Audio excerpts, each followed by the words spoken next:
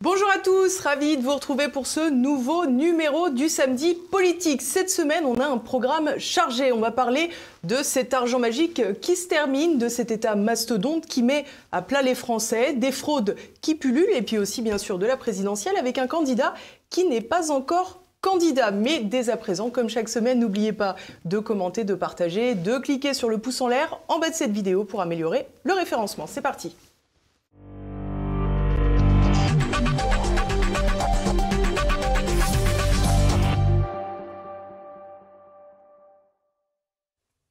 Et à mes côtés aujourd'hui, Nicolas Dupont-Aignan. Bonjour monsieur, merci d'être avec nous. Bonjour Elise Blaise.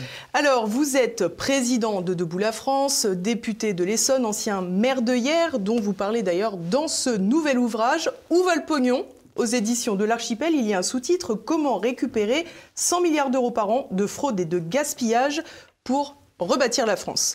Alors, Nicolas Dupont-Aignan, je suis particulièrement contente de vous recevoir aujourd'hui pour la simple et bonne raison que la dernière fois que vous êtes venu sur TV Liberté, notre entretien aurait été de courte durée puisque passé les 100 000 vues en quelques heures, moins d'une journée, l'entretien a été censuré. C'est quand même incroyable et je dois avouer que sur TV Liberté, c'était la première fois qu'un candidat annoncé à la présidentielle était censuré. Oui, on n'a pas le droit de parler de la crise sanitaire avec une autre pensée dans notre pays et les réseaux sociaux censurent. C'est incroyable, mais bon. Mais vous savez, la vérité triomphera un jour. Malheureusement, à quel prix pour la santé humaine? Et je ne vais pas reparler de ce que j'ai envie de dire, parce que sinon, je ne voudrais pas que vous soyez recensurés sur Facebook. Mais il y a quand même un point qui est intéressant. C'est YouTube qui nous a censurés. C'est YouTube. Il y a quand même un point qui est intéressant, Nicolas Dupont-Aignan. Effectivement, on ne va pas reparler beaucoup de Covid dans cette émission. Je peux dire une chose, mais ça, je ne sais pas si on sera censuré. C'est que mettrai des bips. La Suède vient d'interdire le vaccin Moderna aux jeunes de moins de 30 ans. Absolument. Le Danemark aux moins de 18 ans. Voilà, c'est tout ce que je veux dire. C'est ça, tic, tic, tic. On va donc pas parler trop de Covid pour essayer de rester sur YouTube. Il y a quand même un point qui est intéressant, c'est qu'on voit très bien que la campagne présidentielle, et on va en parler, est lancée. Et le sujet de la crise sanitaire est évincé, même le sujet du pass sanitaire, alors que précisément s'annonce possiblement sa prolongation au-delà du 15 novembre prochain. Qu'est-ce que ça vous évoque ? Ça m'évoque que la quasi-totalité de la classe politique s'est couchée sur le sujet et que je reste un des seuls, avec Florian Philippot, il faut être honnête, à dire que ce pass sanitaire est une aberration, et Philippe de Villiers, mais qui n'est pas totalement engagé dans la vie politique, parce que c'est un changement civilisationnel. On est en train d'habituer les Français à être tracés numériquement, à être surveillés en permanence. Il y a un homme que je ne connais pas d'ailleurs personnellement, mais Gaspard Koenig, qui est pas du tout de mon bord politique, au sens qui est un libéral. Ultra-libéral même, et qui a écrit des choses très justes là-dessus. Mais quand est-ce que les Français vont comprendre ce qui est en train de se produire? Et alors même que l'épidémie est terminée, elle peut bien sûr revenir, mais elle est terminée aujourd'hui, le gouvernement veut prolonger le pass sanitaire. C'est une corde au cou qu'on nous a mis. Je renvoie à la fable de La Fontaine, le chien et le loup. Et relisez-la. On est en train de mettre une corde au cou des Français, et les Français croient qu'on les protège avec ça. On ne les protège absolument pas. C'est pour leur bien. C'est un contresens sanitaire, puisque vous pouvez être vacciné et transmettre. Bref, ce pass sanitaire ne sert à rien, si ce n'est accoutumer les Français à être en laisse. Et je leur dis, demain, ça sera l'argent liquide qui sera supprimé. Après-demain, ça sera leur épargne qui sera prise. C'est transformer l'identité physique et intellectuelle avec l'identité numérique, la fusionner. Je renvoie à Philippe de Villiers qui le plus intelligemment a mis les mots dessus. Et j'aimerais tant que les gens réagissent. Voilà, qu'ils comprennent ce qui est en train de se produire. C'est un changement civilisationnel. Et moi, je crois à la liberté. Et je ne crois pas à cette société du tout-État. Et pourtant, je ne suis pas un ultra-libéral, je suis interventionniste pour certains points, je veux de la sécurité, enfin je ne suis pas du tout pour détruire l'État. Mais là, c'est pas possible, c'est un modèle à la chinoise. Alors, si vous voulez bien, on va commencer avec un sujet très politique, évidemment la question de la présidentielle, pardonnez-moi, oui. qui arrive en 2022. Alors, il y a une personnalité qui est née depuis quelque temps. Je dis personnalité parce que candidat, on le suppose, mais il ne l'est pas encore officiellement. C'est évidemment Éric Zemmour. Marine Le Pen a réagi récemment en demandant à Éric Zemmour de se déclarer candidat par un souci de loyauté, dit-elle. Est-ce que c'est aussi votre position ? Il est déjà candidat, non ?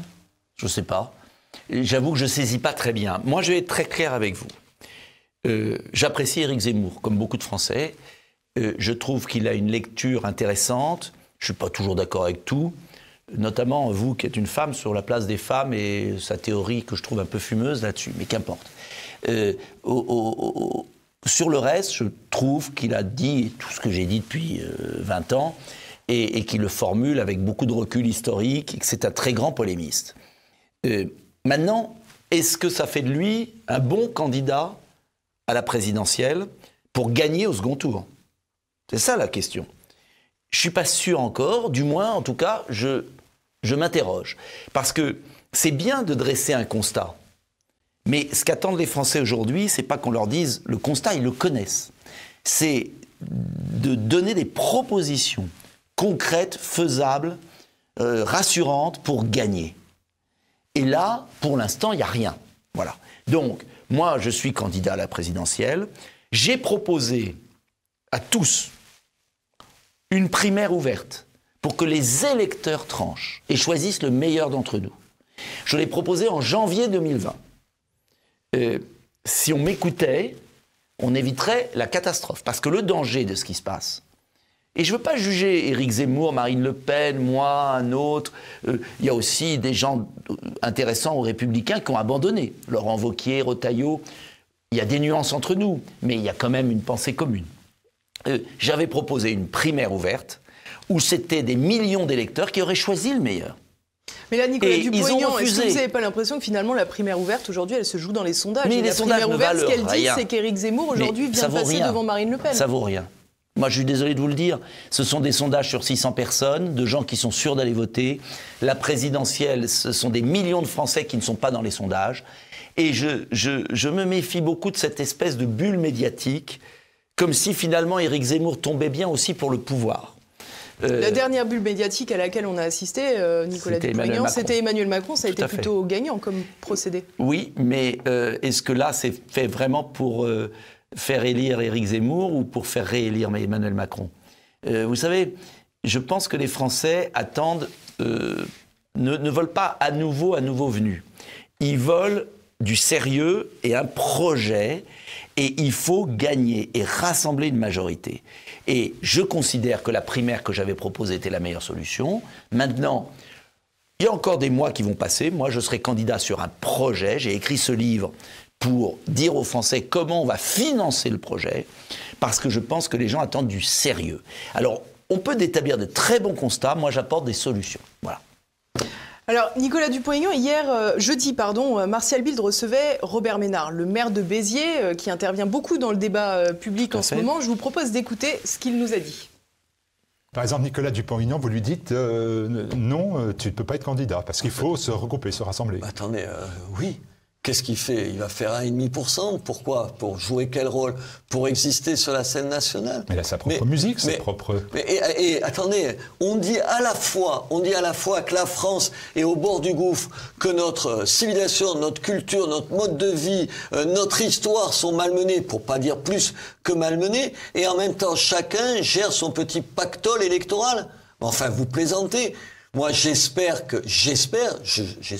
je n'ose pas imaginer qu'à un moment donné, si pour qu'il y ait quelqu'un au deuxième tour de notre camp, il faille que l'un ou l'autre ou plusieurs se retirent, j'espère qu'ils le feront sans hésiter en disant « mon destin personnel il est moins important que le destin de la France ». C'est ce qu'ils disent tout le temps. On ne cesse de répéter qu'on ne fait pas de la politique comme les autres. Si on ne fait pas de la politique comme les autres, à un moment donné, j'espère que l'un ou l'autre, ou le troisième, vous parliez de M. Dupont-Aignan, que les uns ou les autres se diront « je me retire de là au profit de celui qui est le mieux placé et qui peut nous faire gagner ».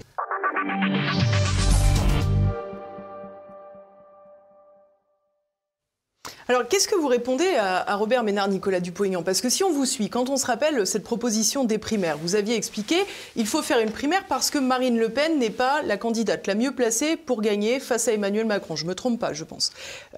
Aujourd'hui, Éric Zemmour, est-ce que c'est la même chose? Je dis exactement ce que dit Robert Ménard, mais j'apportais une solution concrète. Parce que Robert Ménard dit ça, mais il a pris parti pour Marine Le Pen, c'est son choix. Mais moi, j'apporte une solution concrète. Parce que c'est très simple, et c'est pas moi qui ai refusé, c'est Marine Le Pen qui a refusé de faire une primaire. Et Éric Zemmour refuse. Donc, il y a un moment, on ne peut pas être otage... Il refuse ou il n'a rien dit?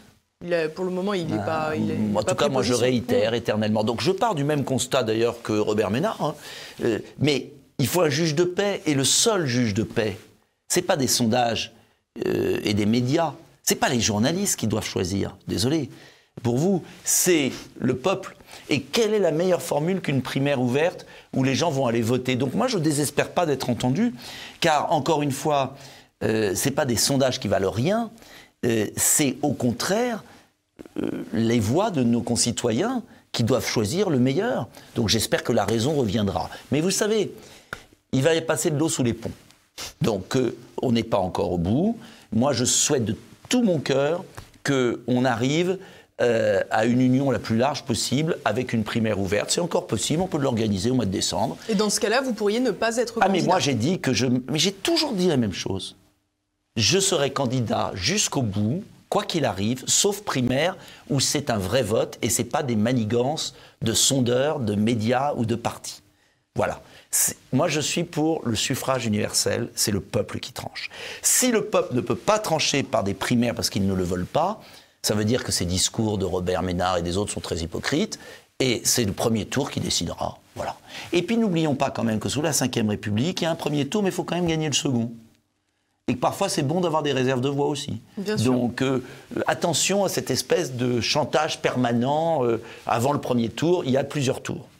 Il y a plusieurs tours. N'oubliez pas que quand il y a eu Balladur-Chirac, Chirac a quand même gagné au second tour alors qu'il y avait 2 candidats. Donc méfions-nous de cette espèce d'instrumentalisation de l'union pour des intérêts personnels. Voilà.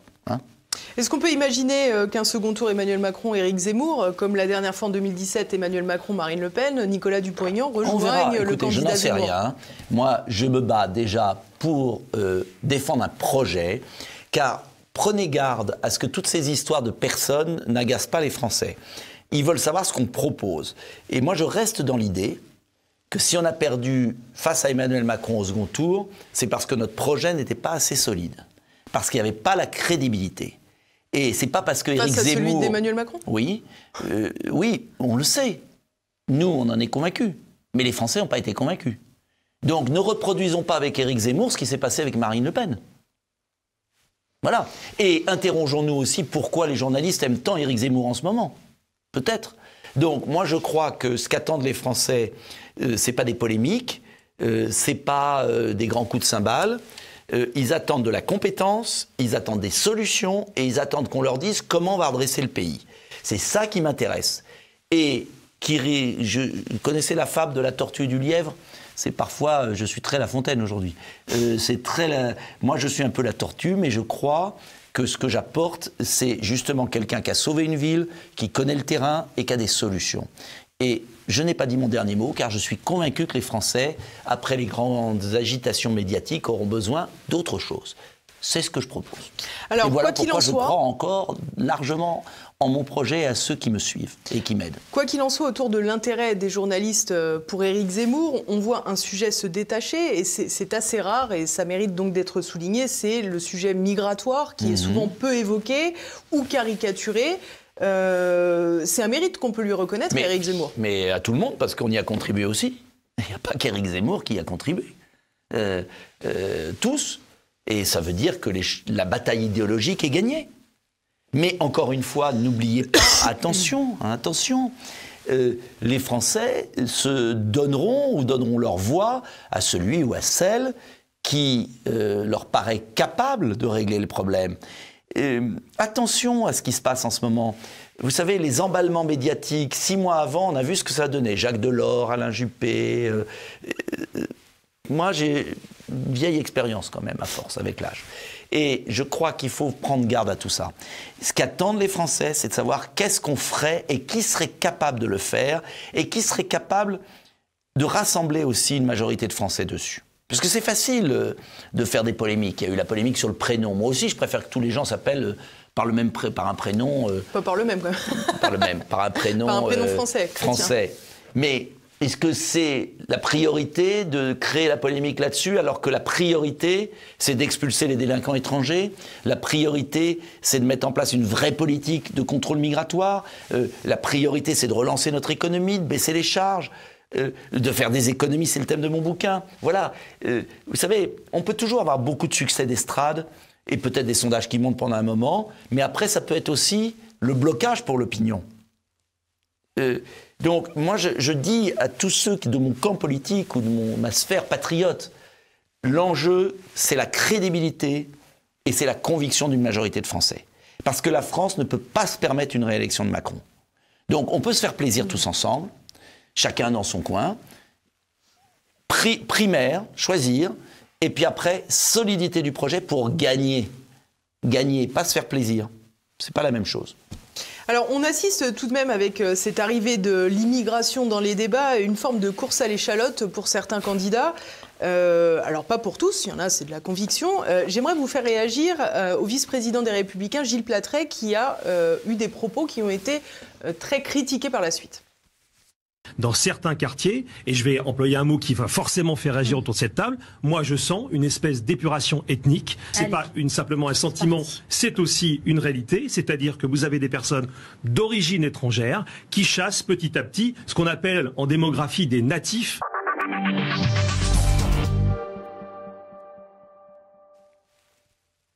Alors, c'était des propos relativement durs, assez peu fréquents dans le discours des Républicains, quand même. Je vais vous dire, c'est très intéressant, c'est des constats, tout ça.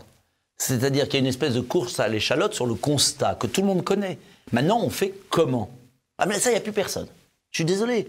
Les Républicains... Mais vous êtes d'accord avec les propos de Gilles Platret? Je suis d'accord, mais une fois qu'on a dit ça, on fait quoi? Donc, moi, ce que je trouve fascinant en ce moment, c'est que moi, ça fait 15 ans que je dis... J'ai quitté le RPR avec fracas pour rejoindre Charles Pasqua et Philippe de Villiers sur le traité d'Amsterdam qui a communautarisé à l'Union européenne notre politique d'asile. Je suis le premier qui l'a fait. Donc, mais simplement, moi j'ai des solutions, j'apporte des solutions. Et, voilà, donc c'est la course à l'échalote. Mais ça fait quoi? Et je vais vous dire, moi je crois que les Français sont pas idiots, ils voient très bien ce qui est en train de se produire. Et ça ne garde aucune crédibilité pour le monde politique. Donc encore une fois, moi j'ai des propositions, vous les retrouvez sur mon site internet, 2022nda.fr, et je sais comment on pourra faire le ménage tranquillement, sans créer la guerre civile. Voilà. Parce qu'on peut jeter de l'huile sur le feu, mais il faut être très ferme avec les délinquants, avec les prédicateurs. Il faut fermer les mosquées qui prêchent la haine. Il faut faire un grand ménage. Mais il faut aussi, sur ceux qui s'intègrent et qui s'assimilent, ne pas les rejeter parce qu'il y a de très bons Français parmi des enfants d'origine étrangère qui sont avocats, policiers, soldats, qui meurent au Sahel. Et je n'aime pas, je l'ai dit, je n'aime pas qu'on parte dans une espèce de chamboule-tout où tout le monde y perdra. Et je pense qu'un chef d'État, c'est quelqu'un qui est capable à la fois d'être ferme et juste. Et je pense qu'on va arriver à une situation extrêmement périlleuse pour le pays. Et il faudra manier, c'est de la dynamite avec intelligence. Voilà. Donc, fermeté, grand ménage, et en même temps, beaucoup de Français qui sont soldats et qui sont d'origine étrangère et qui parfois s'appellent Mohamed, et bien ceux-là, s'ils sont des bons Français et qui servent la France, eh bien, on doit savoir aussi leur tendre la main et pas être dans l'hystérie collective. Parce que l'hystérie collective n'aboutit qu'à rien. Et en général à la mollesse, parce que ça finit à la mollesse. Donc voilà ce que j'aimerais, et ça j'ai envie de le dire aux Français. Et le banlieue, je sais de quoi je parle. On va passer à la deuxième partie de cette émission, si vous le voulez bien, Nicolas Dupont-Aignan. On va se concentrer sur votre dernier livre, Où va le pognon, aux éditions de l'Archipel. Alors ce titre n'est pas anodin, d'ailleurs vous l'expliquez dans le livre, ça revient d'une des figures des Gilets jaunes. Au début, je vous propose que les téléspectateurs puissent s'en souvenir. Il y a une forêt de radars en France. Hein? Mais qu'est-ce que vous faites du pognon? C'est ça, c'est la question que tout le monde se pose. À Paris, ils sont passés de 12 000 à 87 000 PV en un an. Mais qu'est-ce que vous faites du pognon ?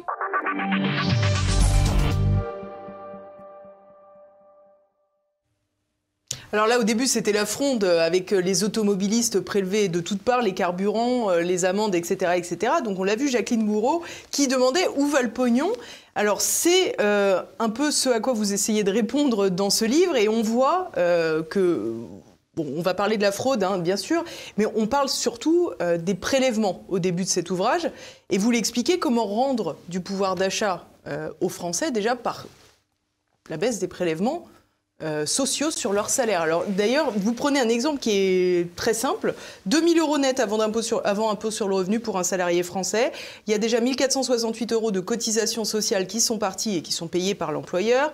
709 de retraite, 226 de santé, 107 d'assurance chômage. Donc ça fait la somme brute. Et le salarié paie encore ensuite 110 €. Donc on voit que c'est presque 50-50. C'est quand même...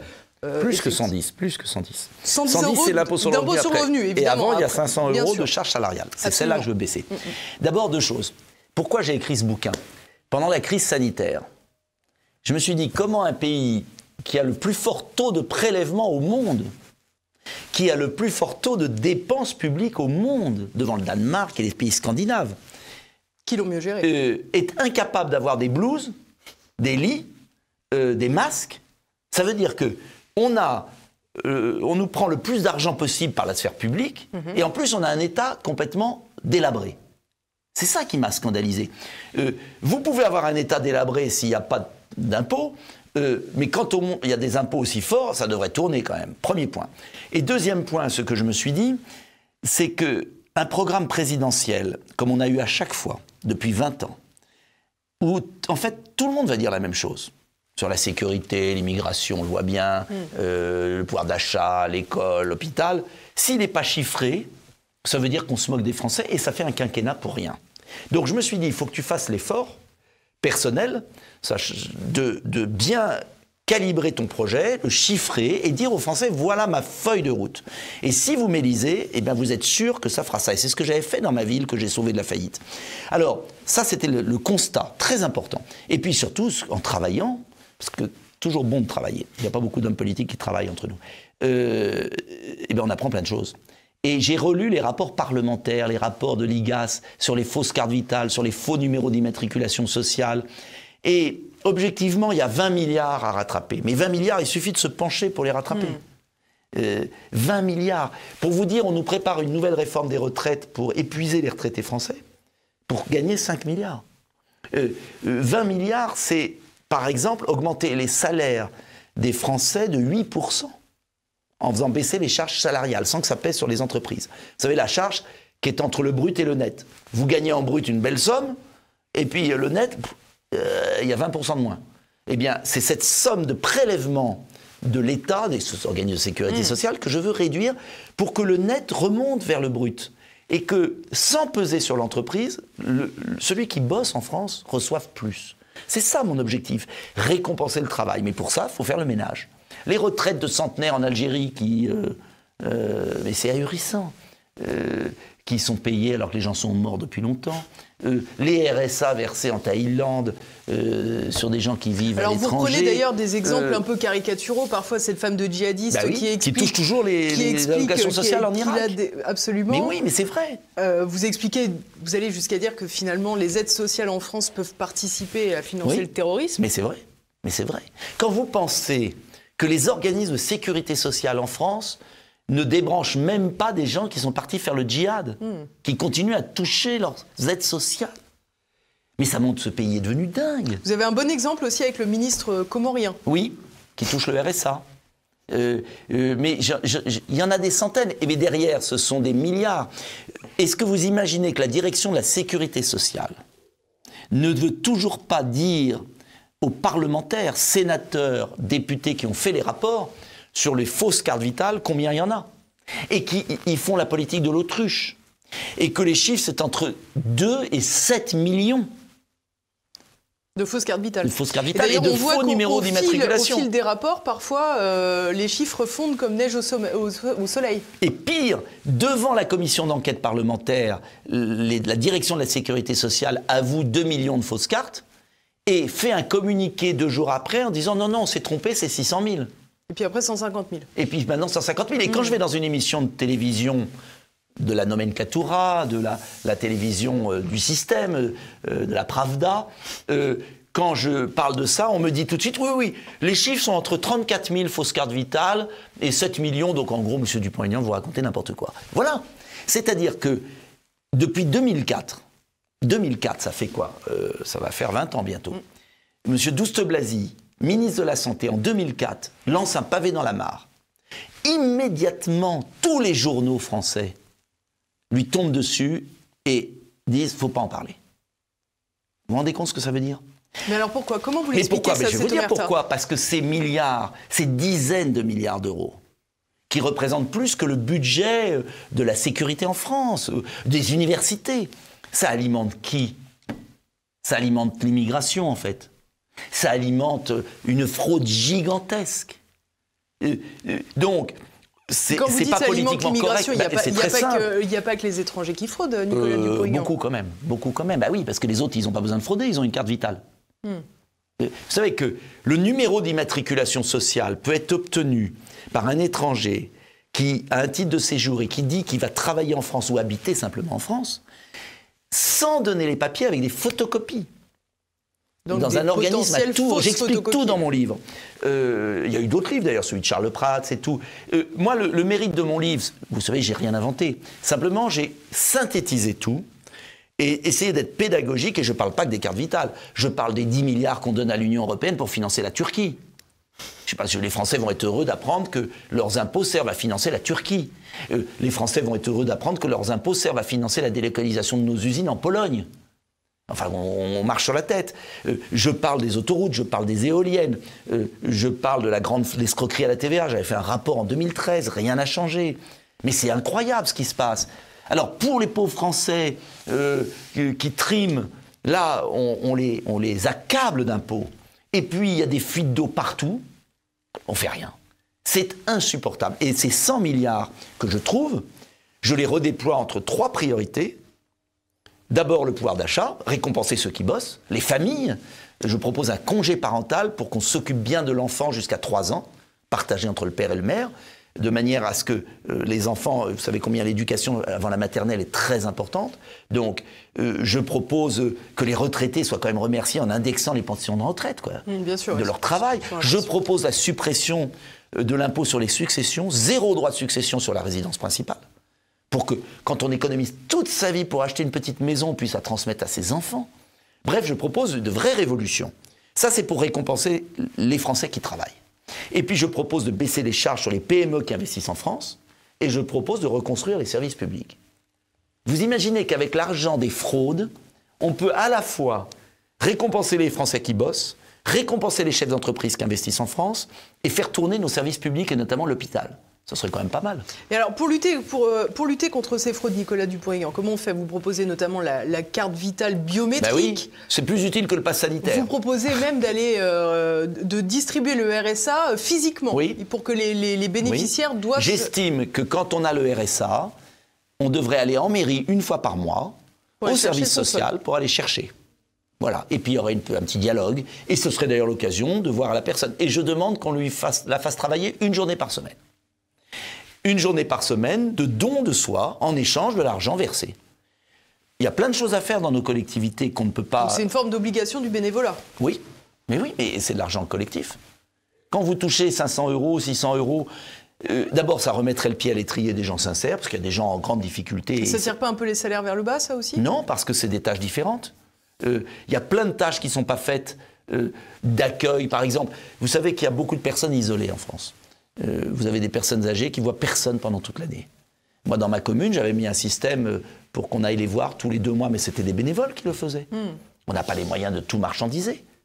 Je ne vois pas au nom de quoi quelqu'un qui est au RSA, qui est sincère dans sa difficulté sociale, serait outré de contribuer 1 journée par semaine à une insertion et d'être utile d'ailleurs. Et cela forcerait quelque part aussi les collectivités publiques à s'intéresser aux gens qui sont sur le bas-côté. Parce qu'en fait, quand on donne de l'argent comme ça, on se débarrasse des gens. Et ce sont des gens souvent qui ont un vrai problème d'insertion. Donc c'est pas du tout un mépris vis-à-vis des gens au RSA. J'estime que la société doit faire l'effort d'offrir une chance à chaque personne au RSA. Donc c'est à la fois une chance, c'est un moyen d'éviter la fraude, et on verra combien il reste de personnes au RSA. Il y en a 2 millions aujourd'hui, je suis convaincu qu'il y en a 500 000 de moins. Vous parlez aussi de la dette, alors c'est aussi un sujet éculé dans les médias. Comment vous voyez ça, cette dette? Alors je ne vais pas vous poser la question systématique, alors il faut rembourser la dette, il ne faut pas la rembourser, c'est pas le sujet. Il faut la stabiliser déjà, premier point. Deuxièmement, il faut remettre en marche la machine à créer de la richesse en France. Il faut l'isoler, parce que si on ne recrée pas de la machine à créer de la richesse, la dette, elle sera toujours plus importante. Et ce que ne comprennent pas les gouvernements de droite comme de gauche depuis 20 ans, c'est que ce qui compte, c'est la richesse créée. Vous pouvez avoir une dette élevée si vous gagnez beaucoup d'argent. Mais si vous laissez partir toutes vos entreprises à l'étranger, même si votre dette n'est pas très importante, vous ne la rembourserez jamais. Or, ce qui me fait peur dans le pays d'aujourd'hui, et c'est pourquoi il n'y a pas que l'immigration, il faut parler de l'immigration, il faut stopper les flux migratoires. Mais il faut aussi recréer de la richesse dans le pays. J'étais à Clermont-Ferrand tout à l'heure. Le chauffeur de taxi me disait, en partant ce matin, il me disait, il y avait 27 000 salariés de Michelin, il n'y en a plus que 6 000. Tous les sous-traitants sont partis. Tout part à l'étranger. Mais c'est un pays de fous. Les pénuries. Alors je vois dans les journaux, là, tout à coup, on découvre, on ne peut pas acheter un vélo. C'est un drame pour les bobos, mais pour tout le monde d'ailleurs, c'est sympathique d'être à vélo. On ne peut pas acheter un vélo, on ne peut pas acheter des chaussures. Mais c'est pas le cas en Allemagne. Donc ça veut dire quoi? Ça veut dire que nous, on a tout délocalisé, on a cassé un outil industriel. Ça fait 20 ans que je le dis. Il faut relocaliser. Et dans mon bouquin, je dis comment on va relocaliser. Mais ça veut dire un effort aussi. Voilà. Donc le pays est très mal en point. Mais vraiment, c'est pas du catastrophisme. Mais ce qui m'intéresse dans cette campagne, c'est de proposer des recettes. Voilà. C'est pas de dire ça va pas, vous êtes tous des salauds, ça sert à rien. Qu'est-ce qu'on fait? Votre originalité aussi, c'est que souvent quand on dit bon ça va pas, c'est qu'on promet du sang et des larmes. Oui, mais je pense qu'on peut s'en sortir sans promettre du sang et des larmes, en promettant de récompenser l'effort. Je ne crois pas qu'en tapant sur la tête des gens, ça fonctionne. Je crois que c'est en motivant les gens. Dans ma ville, j'ai eu une petite expérience modeste, mais j'ai repris une ville en faillite en 95. La ville de Hyères, on l'a redressée, on a fait une ville magnifique en 20 ans. Pas en disant aux gens c'est catastrophique, vous allez jamais vous en sortir. Non, en les motivant, en les remerciant, en les faisant bosser. Vous voyez ce que je veux dire? C'est pas. Moi, je crois à l'être humain. Je crois que les Français ont beaucoup de courage. Je vois des maires, par exemple, je cherche les parrainages. Les maires, il y a des maires de talent en France, il y a des chefs d'entreprise incroyables, il y a des responsables associatifs, il y a des bons Français de toute origine, de toute religion, qui n'ont qu'une envie, mais qui sont mal dirigés. En fait, ce sont des lions menés par des ânes, quoi. C'est ça la réalité du pays. Donc, moi, je voudrais simplement qu'on remette des principes. Tu bosses bien, t'es récompensé. Tu as une difficulté, on te tend la main, mais tu vas rendre au pays. Voilà, c'est ça le problème français. Et c'est là où j'ai envie qu'on rassemble les Français. Que je ne crois pas qu'en déchirant un peu plus le corps social, parce que si vous réfléchissez, Macron a en fait gouverné en divisant les Français. Bien sûr. Donc je pense qu'il faut à la fois, si vous voulez, être ferme, mais juste. Voilà. J'avais envie de prendre comme slogan présidentiel, mais je n'ai pas osé, j'avais envie de prendre l'ordre juste. Vous avez pris Sauvons la France. J'ai pris Sauvons la France, qui me paraît plus fort, mais l'ordre juste est aussi une méthode. Ordre et justice, ça ne peut pas marcher sans surtout en France. Mais je crois que les Français sont prêts à tout ça. En tout cas, c'était l'objet de ce petit livre. C'était vraiment de leur montrer qu'on peut y arriver, qu'il y a des recettes. Voilà. Merci beaucoup Nicolas Dupont-Aignan d'être venu sur TV Liberté. Merci, j'espère qu'on ne sera pas censuré. Moi aussi. Pour vous, surtout pour votre chaîne. Merci beaucoup à tous de nous avoir suivis. Si vous ne l'avez pas déjà fait, n'oubliez pas de commenter, de partager, de cliquer sur le pouce en l'air, tout ça pour améliorer le référencement sur YouTube qui, je suis sûr aujourd'hui, ne nous censurera pas. Merci à tous, à la semaine prochaine.